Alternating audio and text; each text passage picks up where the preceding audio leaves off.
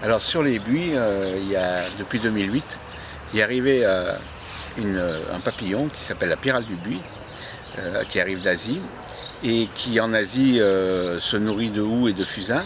Et quand elle est arrivée sur nos territoires, elle a trouvé le buis très appétant. Donc elle a décidé de se nourrir du buis.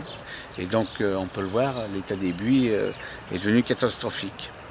Donc cette année, nous avons décidé de donner un petit coup de pouce à la nature en posant des diffuseurs qui contiennent des micro-hyménoptères, donc ce sont de mini-guêpes, mini-mouches on va dire, qui sont parasitoïdes de la pyrale. C'est-à-dire que à l'intérieur de ces diffuseurs, il y a des œufs.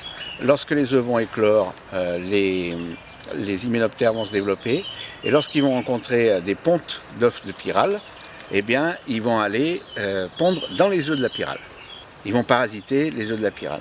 C'est sans aucun danger pour l'homme, contrairement à ce que serait un traitement à l'insecticide, qui est vraiment dangereux. Alors on a plusieurs sites sur Villeurbanne, partout où on a du buis, donc la place Lazare-Goujon, le buis du Riz, ici au jardin Alexis Jordan. J'en ai mis tout à l'heure dans des rues du Tonquin, où on avait aussi des buis. Le principe, c'est donc de trouver des alternatives pour lutter contre les ravageurs. Alors là, nous en avons un, puisqu'on introduit un parasitoïde du ravageur, mais nous avons aussi d'autres formes, par exemple le piégeage pour la processionnaire du pain, où là, on va faire du piégeage à phéromones, c'est-à-dire qu'on va mettre des gros bocaux qui contiennent une phéromone femelle, qui vont attirer les mâles, qui vont être piégés dans les bocaux et qui empêcheront la reproduction entre les insectes. On pourrait utiliser aussi, ce qui est de plus en plus courant, la confusion sexuelle.